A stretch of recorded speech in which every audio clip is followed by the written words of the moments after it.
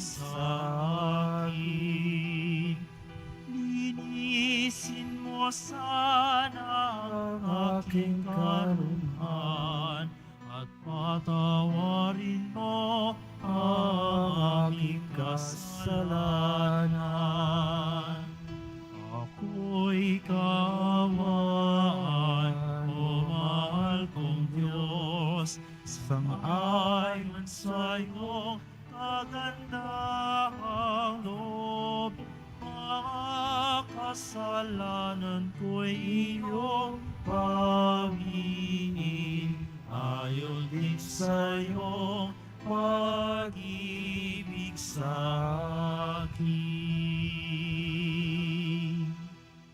Sa ngalan ng Ama at ng Anak at ng Espiritu Santo, Amen. ang pagpapala ng ating Panginoong Hesukristo, ang pag-ibig ng Diyos Ama, at ang pakikipagkaisa ng Espiritu Santo, naway sumainyong lahat. At sumaiyo rin. Mga minamahal kong mga kapatid, aminin po natin ang ating mga kasalanan upang tayo ay maging marapat gumanap sa banal na pagdiriwang. Inaamin ko Sa makapangyarihang Diyos at sa inyo mga kapatid, na lubha ko nagkasala sa isip, sa salita, sa gawa, at sa aking pagkukulang. Kaya isinasamo ko sa mahal na Birheng Maria, sa lahat ng mga anghel at mga banal, at sa inyo mga kapatid, na ako'y ipanalangin sa Panginoong ating Diyos. kaawaan tayo ng makapangyarihang Diyos, patawarin tayo sa ating mga kasalanan, at patnubayan tayo sa buhay na walang hanggan. Amen. Panginoon, kaawaan mo kami. Panginoon, kaawaan mo kami. Kristo, kaawaan mo kami. Kristo, kaawaan mo kami. Panginoon, kaawaan mo kami. Panginoon, kaawaan mo kami. Manalangin tayo.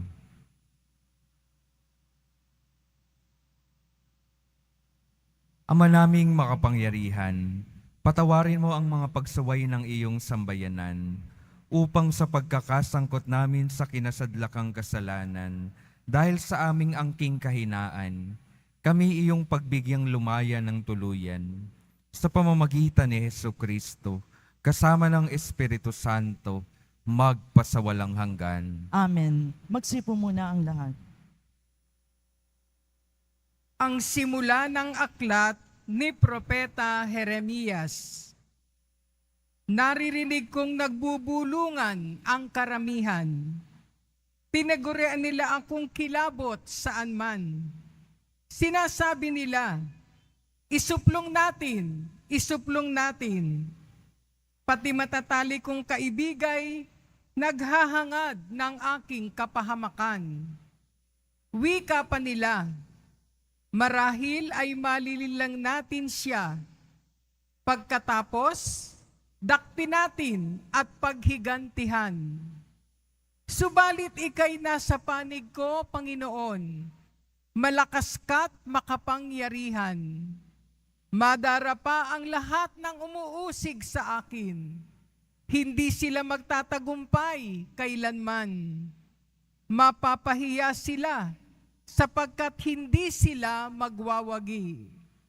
Mapapahiya sila habang panahon at ito'y hindi na makakalimutan. Makatarungan ka kung sumubok sa mga tao, Panginoong Diyos na makapangyarihan. Alam mo ang laman ng kanilang mga puso't isip, kaya't ikaw ang maghiganti sa mga kaaway ko. Ipinagkakatiwala ko sa mga kamay mo ang aking kapakanan. Awitan ninyo ang Panginoon, inyong purihin ang Panginoon, sapagkat inililigtas niya ang mga api mula sa kamay ng mga gumagawa ng masama. Ang salita ng Diyos. Salamat sa Diyos.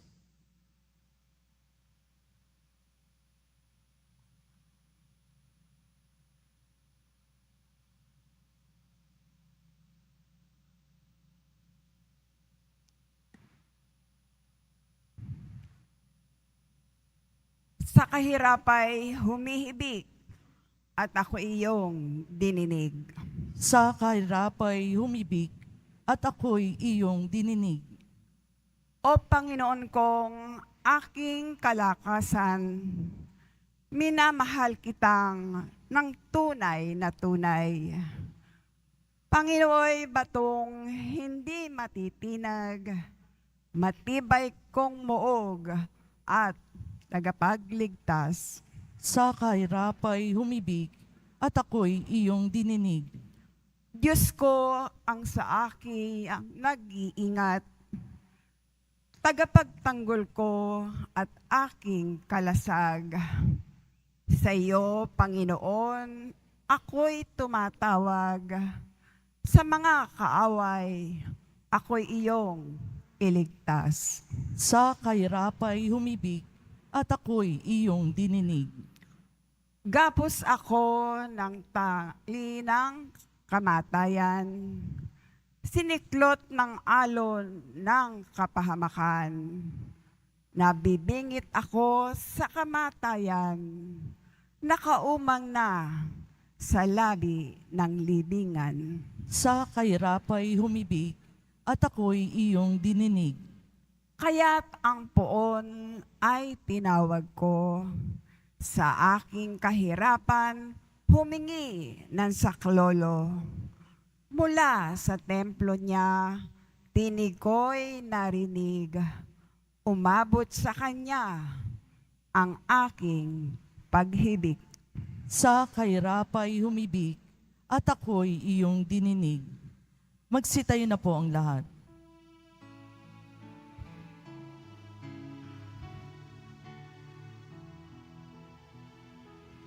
Nagpupuri kami sa'yo, Panginoon Jesu Kristo. Puri kami sa'yo, Panginoong Jesu Kristo. Salita mo, Kristo mahal, Espiritu buhay, tuturot umaakay sa nagnanais makamtan ang langit na walang hanggan. Nagpupuri kami sa'yo, Panginoong Jesu Kristo. Sumainyo ang Panginoon. At sumairin, Ang mabuting balita ng Panginoon ayon kay San Juan. papuri sa iyo, Panginoon. Noong panahong iyon, ang mga Hudyo'y kumuha ng bato upang batuhin si Jesus. Kaya't sinabi sa kanila ni Jesus, "Maraming mabubuting gawa mula sa Ama ang ipinakita ko sa inyo. Alin ba sa mga ito ang dahilan at ako'y inyong babatuhin?" Sinagot siya ng mga Hudyo, "Hindi dahil sa mabuting gawa kaya ka namin babatuhin, kundi dahil sa paglapastangan mo sa Diyos. Sapagkat nagpapanggap kang Diyos, gayong tao ka lang." Tumugon si Jesus, "Hindi ba nasusulat sa inyong kautusan? Sinabi ko, mga Diyos kayo. Mga Diyos ang tawag ng kautusan sa mga pinagkatiwalaan ng salita ng Diyos. At hindi maaaring tanggihan ang sinasabi ng kasulatan. Ako'y hinirang at sinugo ng Ama. Paano ninyong masasabi na nilalapastangan ko ang Diyos sa sinabi kong ako ang anak ng Diyos? Kung hindi ko ginagawa ang mga ipinapagawa ng aking Ama, huwag ninyo akong paniwalaan. Ngunit kung ginagawa ko iyon, paniwalaan nyo ang aking mga gawa. Kung ayaw naman ninyong akong paniwalaan, sa gayon, matitiyak ninyong nasa akin ang Ama at ako'y nasa kanya. Tinangkanan naman nilang dakpin siya, ngunit siya'y nakatilis. Muling pumunta si Jesus sa ibayo ng Jordan, sa pook na noong unay pinagbibinyagan ni Juan. Nanatili siya roon, at maraming lumapit sa kanya. Sinabi nila, si Juan ay walang ginawang kababalaghan, ngunit totoong lahat ang sinabi niya tungkol sa taong ito. At dooy maraming sumampalataya kay Jesus. Ang mabuting balita ng Panginoon. Pinupuri ka namin, Panginoong Heso Kristo. Magsipo muna tayong lahat. Magandang umaga po mga minamahal kong mga kapatid na naririto at kasama natin online. Good morning po. Araw po ng debosyon, araw nating mga deboto, araw ng Nazareno. Sabay-sabay po nating papurihan ng ating mahal na poong Jesus Nazareno.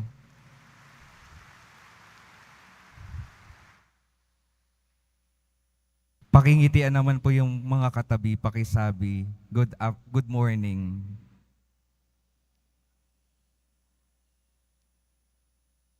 May tanong po ako sa inyo. Yung una ko pong tanong ay, ano po yung nagpapahirap sa atin para tanggapin yung pagtatama ng ating mga kapwa?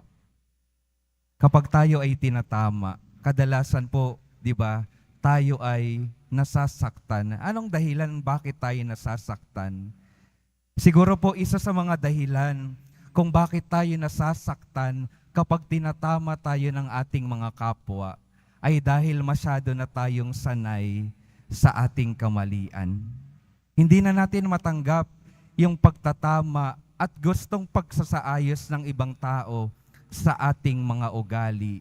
Para bang gusto na natin sabihin sa kanila, huwag nyo na akong pakialaman, okay na ako sa aking buhay. Tama ho ba? Hindi ho ba may ganun tayong mga ugali? Huwag nyo na akong pakialaman, okay na ako. Huwag nyo na akong pagsalitaan, alam ko na yung ginagawa ko. Pero ang tanong, alam po ba talaga natin kung ano yung ginagawa natin? Dahil hindi sasabihin sa atin ng pagtatama kung tama yung ating landas, kung wala tayong ginagawa, kung tunay nating alam yung ginagawa natin, tayo ay maglalakad sa tamang landas. Kaya yung karanasan po ni Jeremias sa unang pagbasa at ni Jesus sa ating ebanghelyo sa araw na ito at noong mga nakaraan pa, ay parang ating tugon sa mga taong nagtatama sa atin. Ayaw natin. Gusto pa nilang suplungin si Jeremias. Gusto nilang batuhin si Jesus Nazareno dahil ayaw nila ng sinasabi na katotohanan ng Diyos at ng mga propeta. Kung titingnan po natin, bakit ba ginagawa ng mga propeta ni Jeremias ng ating poong Jesus Nazareno ang pagtatama sa ating mga buhay? Dahil nakikita ng Diyos, nakikita nila na may kamalian tayong ginagawa. At kung magpapatuloy tayo sa kamaliang ginagawa natin, hindi tayo makakaranas ng kaligtasan sa ating mga buhay. Kaya yung Diyos, yung mga propetang ipinadala ng Diyos, patuloy na nagsusumikap para itama yung ating mga landas. Dahil nais ng Diyos na tayo ay mapapunta sa buhay na walang hanggan. Kaya ang unang paalala po sa atin, kapag may nagtatama po sa atin, kapag may katotohanang ipinapahayag sa atin sa mabuting balita, buksan natin yung ating mga tenga dahil para sa atin ang mga iyon. Hayaan natin ang Diyos na makialam sa ating mga buhay. Dahil ang Diyos, dadalhin tayo, nais tayong dalhin sa buhay na walang hanggan. Kaya pakisabi sa katabi, hayaan mong pakialaman ka ng Diyos. Sabihin pa sa katabi, gusto ng Diyos, magkatama ka. Magkatama po ba? Tingnan po yung mga katabi, may tama po ba? Ang nais po ng Diyos, hindi magkatama tayo, bagkus tayo ay makalakad sa tamang daan. Kaya patuloy nawa nating buksan yung ating mga sarili para sa katotohanan, sa tamang landas na gustong palakaran sa atin ng ating Panginoon. Amen po ba? Unang paalala, hayaan po nating pakialaman tayo ng ating Panginoong Diyos. Ang ikalawa pong paanyaya sa atin ay matularan yung ating Poong Jesus Nazareno sa kanyang misyon. Anong misyon ng Panginoon? Magpahayag ng katotohanan ng tama sa mundong ito. Saan po natin natatanggap yung misyon na iyon? Nung tayo'y binyagan po, binigyan tayo ng Diyos ng pakikipagkaisa sa kanyang misyon bilang propeta. At ang kanyang misyon bilang propeta, magpahayag ng katotohanan sa mundong ito. At nawa, matularan natin yung ating Poong Jesus Nazareno sa kanyang pagpapahayag ng tama sa mundong ito. Ano pong nagiging pagsubok natin kapag tayo naman ang nagpapahayag ng katotohanan? Yung pagsubok po natin, katulad din ng ating Panginoon at ni Jeremias at ng iba pang mga propeta. Marami pong tao ang hindi handang tumanggap sa ating pagpapahayag. Maraming mga tao ang hindi handang tumanggap sa katotohanan. At ano pong ginawa ni Jesus nung siya ay babatuhin at inuusig na? Ang ating Panginoon, ang ginawa ay lumayo muna. Lumayo muna siya sa tensyon, sa mainit na pakikitungo sa kanya ng mga Hudyo. At yun din po yung imbitasyon sa atin. Kung minsan po sa ating paglilingkod sa Diyos, sa ating pakikiisa sa kanyang misyon, maraming dadating na pagsubok sa atin. At kapag may dumadating na mga paghihirap, ang isang temptasyon ay iwanan na lamang yung ating misyon. Ang hirap naman po, Panginoon, ang pinapagawa mo sa akin. Gumagawa na ako ng mabuti. Ito pa yung ibinabalik ng mga tao sa akin. Ang temptasyon ay layuan at takbuhan yung ating misyon. Pero ano pong ginawa ng ating Panginoon sa kanyang paglayo? Hindi po siya tumakbo sa kanyang misyon. Ang kanyang ginawa ay lumayo para manalangin. Nakita po natin sa ibang mga tagpo sa Ebanghelyo, kapag ang Panginoon ay lumalayo, siya ay pumapasok sa katahimikan upang makiharap sa kanyang Ama. Siya ay nananalangin. Ito rin po yung imbitasyon sa atin. Habang tayo ay naglalakbay sa mundong ito at nagsusumikap na sundan ang Diyos, dadaan po tayo sa mga krisis. At kapag dumadaan tayo sa mga krisis, wag nawa tayong tumakbo sa Diyos, bagkus ang Diyos ang ating maging takbuhan. At sa ating pananalangin sa Panginoon, may 3 bagay pong ibinibigay sa atin ito. Ang unang bagay, kapag tayo ay tumatahimik kasama ang Panginoon, tinutulungan tayo ng Panginoon na maging malinaw yung layunin ng ating mga buhay. Kapag tayo ay nananahimik sa pananalangin, hinahayaan natin ang Diyos na mangausap sa atin. Hinahayaan natin na siya ay magbigay linaw sa layunin ng ating mga buhay. Huwag nating gantihan ang mga taong nananakit sa atin. Huminto muna tayo, manalangin sa Diyos. Huminto para maalala ang layunin natin. Ang layunin natin ay hindi magbalik ng pananakit sa mga taong nanakit sa atin. Ang layunin ng ating mga buhay, maging katulad ng Diyos sa kanyang pagmamahal at pagpapatawad upang tayo ay makaranas ng pagliligtas sa ating mga buhay. Ang una pong epekto ng pananalangin ay pagbibigay linaw sa ating layunin sa buhay na ito. At ang ikalawa po na ibinibigay ng panalangin, binibigyan tayo nito ng lakas at inspirasyon para magpatuloy sa ating misyon. Si Jesus po, kaya niya napagpatuloy at naharap yung krus na kanyang misyon sa buhay na ito ay dahil patuloy siyang humarap sa kanyang Diyos Ama. Patuloy siyang binigyan ng Diyos Ama ng lakas para magampanan yung kanyang misyon. At ganun din po yung gagawin ng Diyos sa atin. Kapag patuloy tayong magbubukas ng ating mga sarili, bibigyan tayo ng lakas at ng direksyon paano ba talaga tayo makakatugon sa ating misyon. Ang ikalawang ibinibigay ng panalangin ay lakas at direksyon para sa ating misyon. At yung ikatlo po, nakita po natin sa Ebanghelyo, napakinggan po natin, may binalikan po si Jesus yung lugar nung unang pinagbibinyagan ni Juan. Binalikan niya kung saan nagbibinyag si Juan Bautista. Binalikan niya yung kanyang karanasan ng pangusap din ng Diyos. Dahil nung bininyagan ni Juan si Jesus, nangusap ang Diyos. Sinabi ng Diyos Ama, ito ang pinakamamahal kong anak, pakinggan ninyo siya.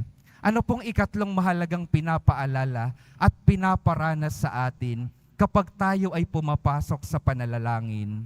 Pinapaalala po ng Diyos ang kanyang presensya sa ating buhay. Kapag tayo ay nananalangin, hinahayaan natin na ang Diyos ipaalala sa atin na siya ay kasama natin, na siya ay tapat sa pakikipaglakbay sa atin. May isa po akong nakausap dati na isang nanay. Sabi po niya, may panahon sa kanyang buhay na hirap siyang makatulog. Tanong ko, bakit po kayo nahirapang makatulog noon? Sabi niya kasi, natatakot siya, nag-aalala siya para sa kanyang mga anak. Bata pa po yung kanyang mga anak. Iniisip niya, paano daw kung isang araw, habang bata pa yung kanyang mga anak, ay bigla na lang siyang kuhain ng Diyos. Grabe po yung kanyang pag-aalala. Ganun na agad.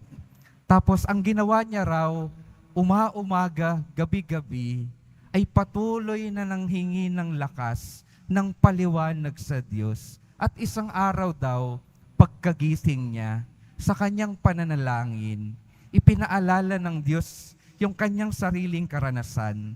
Naalala niya na nung bata rin po siya, ay maaga siyang naulila. Maaga siyang nawalan ng magulang.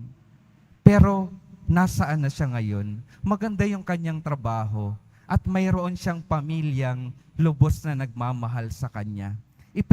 Ipinaalala sa kanya kung sa kanyang buhay, kahit siya ay naulila noong bata pa sila ng magkakapatid, hindi sila pinabayaan ng Diyos. Nagkaroon siya ng pagtitiwala na yung Diyos, katulad sa kanyang mga anak, hindi rin magpapabaya ang Diyos. At yung kanyang alaala, yung kanyang karanasan ng Diyos, nagtulak sa kanya para magtiwala sa kanyang Diyos. At yung kanyang pagtitiwala sa Diyos, binigyan siya ng kapayapaan sa kanyang buhay. Mga kapatid, yun po yung imbitasyon kung bakit kailangan at mahalaga yung panalangin sa ating mga buhay.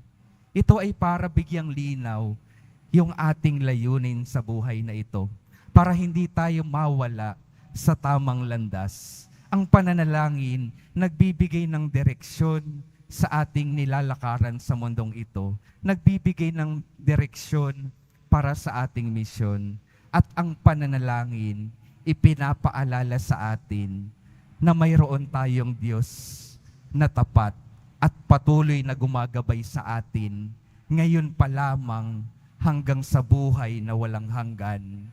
Amen. Magsitayo na po ang lahat.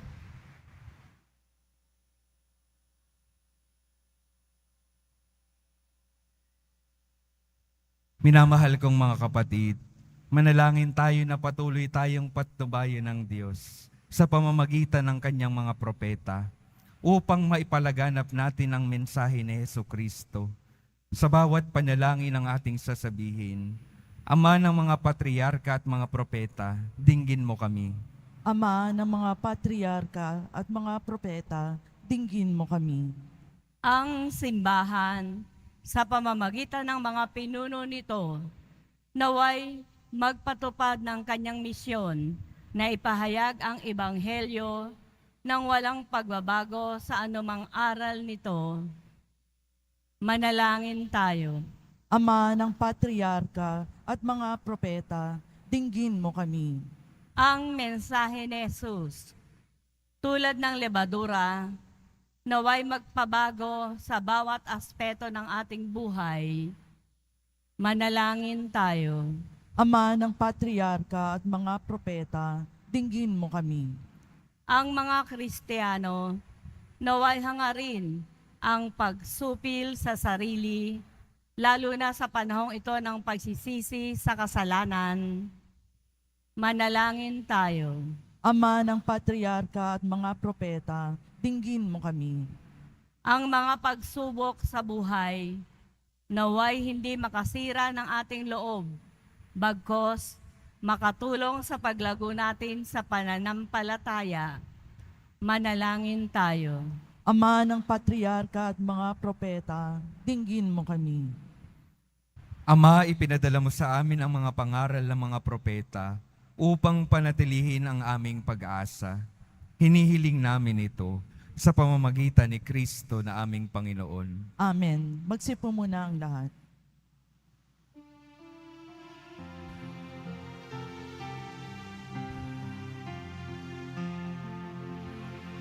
Sa pagsunod sa utos mo, nalulugod akong labis, di masukat ang galak ko, pagkat aking iniibig. Sa'yo, Ama, aming handog ang tinapay at alak na ito, handog ng iyong bayang sumasamot, humihingi ng patawad mo.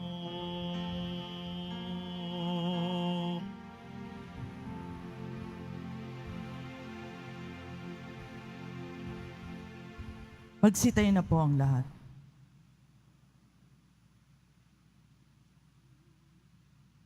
Manalangin kayo mga kapatid upang ang paghahain natin ay kalugdan ng Diyos Amang makapangyarihan. Tanggapin nawa ng Panginoon itong paghahain sa iyong mga kamay, sa kapurihan niya at karangalan, sa ating kapakinabangan at sa buong sambayanan niyang banal.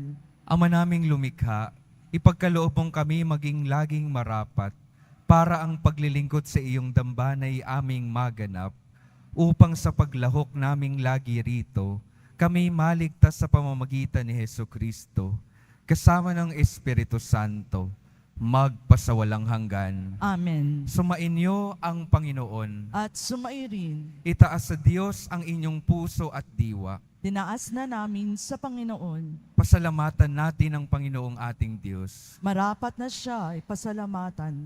Ama naming makapangyarihan, tunay ngang marapat na ikaw ay aming pasalamatan sa pamamagitan ni Hesukristo na aming Panginoon.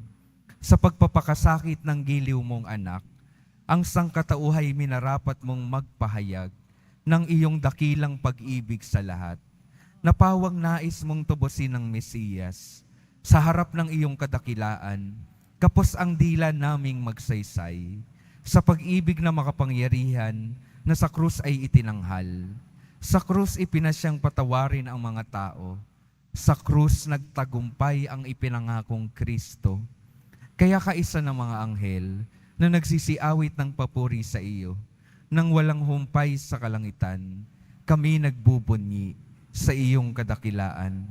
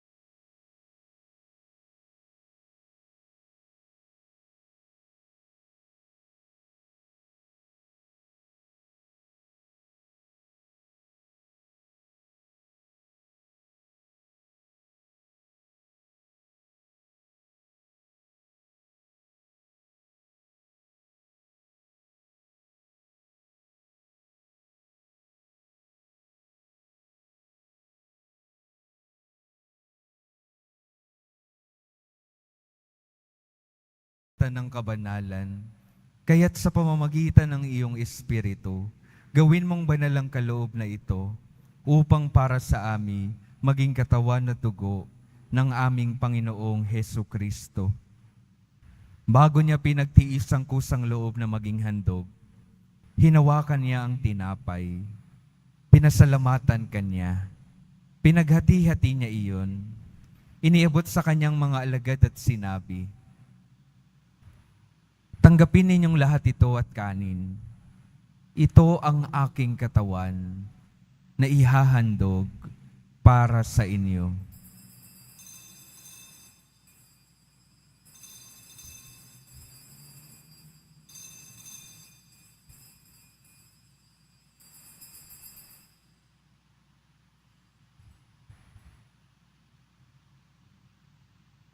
Gayon din naman nung matapos ang hapunan, hinawakan niya ang kalis, muli kanyang pinasalamatan. Iniabot niya ang kalis sa kanyang mga alagad at sinabi, "Tanggapin ninyong lahat ito at inumin. Ito ang kalis ng aking dugo, ng bago at walang hanggang tipan. Ang aking dugo na ibubuhos para sa inyo at para sa lahat, sa ikapagpapatawad ng mga kasalanan.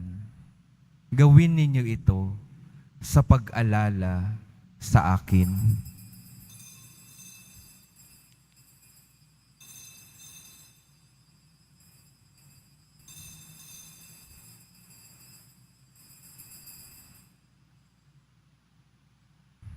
Magsitayin na po ang lahat. Ipagbunyi natin ang misteryo ng pananampalataya. Si Kristo'y namatay, si Kristo'y nabuhay, si Kristo'y babalik sa wakas ng panahon. Ama, ginagawa namin ngayon ang pag-alala sa pagkamatay at muling pagkabuhay ng iyong anak. Kaya't iniaalay namin sa iyo ang tinapay na nagbibigay buhay at ang kalis na nagkakaloob ng kaligtasan. Kami nagpapasalamat dahil kami iyong minarapat na maglingkod sa iyo, na tumayo sa harap mo para maglingkod sa iyo. Isinasamo namin kaming magsasalo-salo sa katawan at dugo ni Kristo ay mabuklod sa pagkakaisa sa pamamagitan ng Espiritu Santo. Ama, lingapin mo ang iyong simbahang laganap sa buong daigdig. Puspusin mo kami sa pag-ibig. Kaisa ni Francisco na aming Papa at ni Jose na aming Obispo at ng Tanang Kaparian. Alalahanin mo rin ang mga kapatid naming nahimlay nang may pag-asang sila'y muling mabubuhay. Gayon din ang lahat ng mga pumanaw. Kaawaan mo sila at patuloyin sa iyong kaliwanagan. Kaawaan mo at pagintapatin kaming lahat na makasalo sa iyong buhay na walang wakas. Kaisa ng mahal na Birheng Maria na Ina ng Diyos, ng kabiyak ng puso niyang si San Jose, kaisa ng mga apostol, ni San Juan Bautista at ng lahat ng mga banal na namuhay dito sa daigdig ng kalugod-lugod sa iyo, maipagdiwang nawa namin ang pagpupuri sa ikararangal mo sa pamamagitan ng iyong anak na aming Panginoong Hesu Kristo. Sa pamamagitan ni Kristo, kasama niya at sa Kanya, ang lahat ng parangal at papuri ay sa iyo, Diyos Amang makapangyarihan, kasama ng Espiritu Santo, magpasawalang hanggan.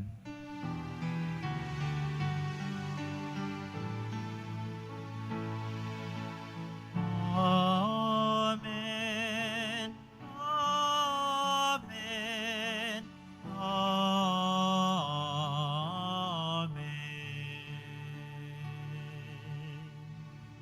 Sa tagubilin ng mga nakagagaling na utos at sa turo ni Jesus na Panginoon natin at Diyos, awitin natin ng sabay-sabay ang Ama namin.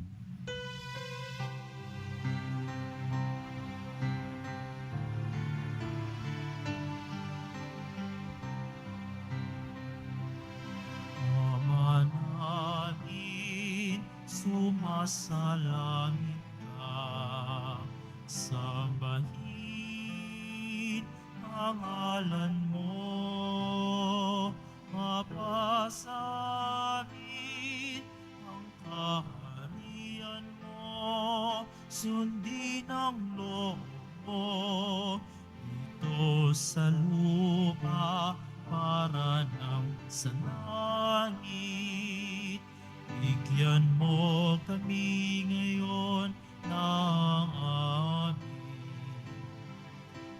kakanin sa araw-araw at patawarin mo kami sa aming mga sala para ng pagpapatawad namin sa nagkakasala sa amin, at huwag mo kaming ipahintulot sa tukso, at yayaman kami sa lahat ng masama.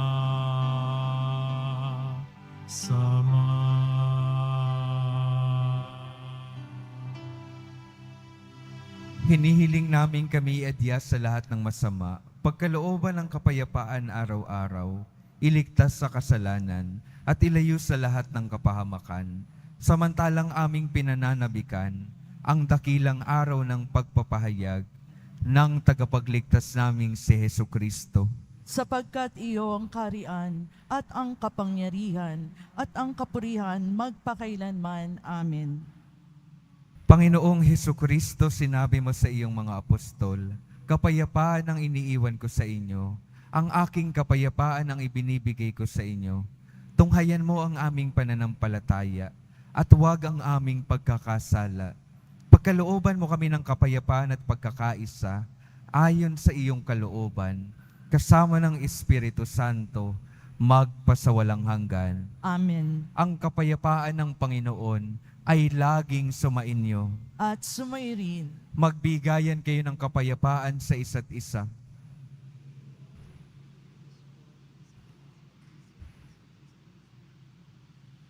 Kordero ng Diyos na nag-aalis ng mga kasalanan ng sanlibutan, maawa ka sa amin.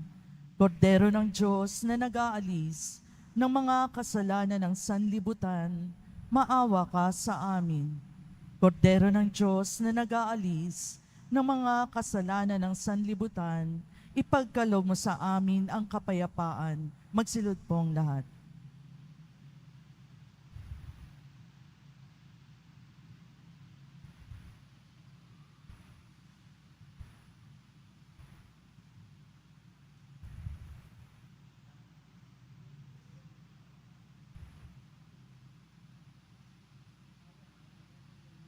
Ito ang kordero ng Diyos. Ito ang nag-aalis ng kasalanan ng sanlibutan. Mapalad ang mga inaanyayahan sa kanyang piging. Panginoon, hindi ako karapat-dapat na magpatuloy sa iyo, ngunit sa isang salita mo lamang ay gagaling na ako.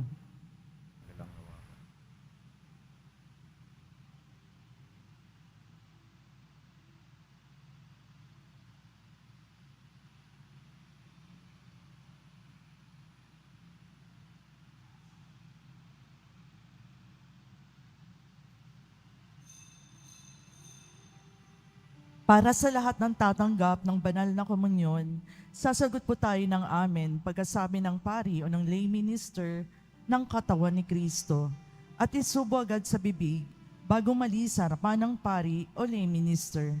Sumunod po tayo.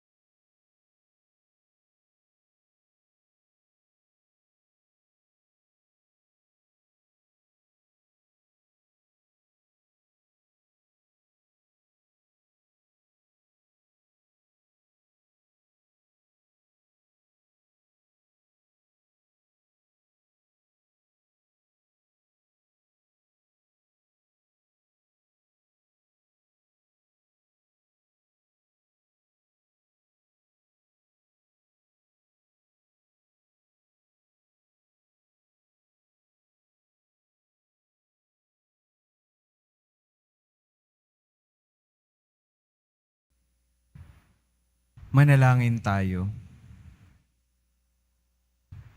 Ama naming mapagmahal, huwag nawang maparam sa amin ang bungang walang maliw na pinagsaluhan naming paghahain. Manapay lagi nawa kaming ipagsanggalang nito sa pamamagitan ni Hesukristo, kasama ng Espiritu Santo, magpasawalang hanggan. Amen. Mga minamahal kong mga kapatid, yung patuloy pong paalala sa atin, unang-una sa lahat, hayaan natin na ang Diyos pakialaman yung ating mga buhay. Hayaan natin siyang itama tayo sa ating mga kamalian. At ikalawa, sa mga panahon ng krisis at pagsubok, tayo'y tumakbo sa Diyos sa pananalangin. Hayaan natin siyang magbigay liwanag sa layunin ng ating buhay. Hayaan natin siyang magbigay ng direksyon patungo sa ating misyon. At hayaan nating ipaalala sa atin na siya'y tapat sa atin at palagi natin siyang kasama.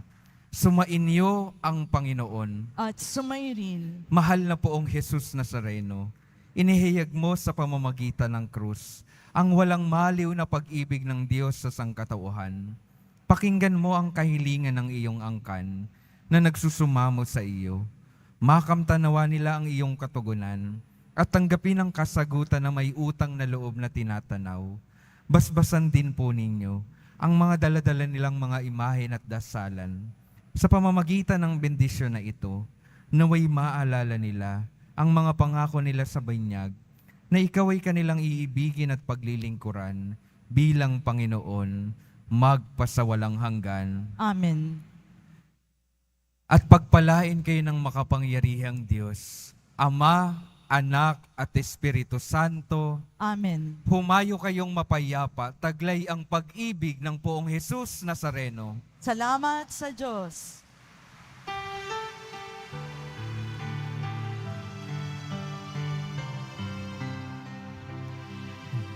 Padre Jesus Nazareno, sinasamba ka namin. Pinipinto ka namin. Aral mo ang aming buhay at kaligtasan. Gusto Padre Jesus Nazareno, iligtas mo kami sa kasalanan. Ang krus mong kinamatayan ay sagisag ng aming kaligtasan. Nuestro Padre Jesus Nazareno, dinarangal ka namin. Nuestro Padre Jesus Nazareno, linulwalhati ka namin. Nuestro Padre Jesus Nazareno, dinarangal ka namin. Nuestro Padre Jesus Nazareno, linulwalhati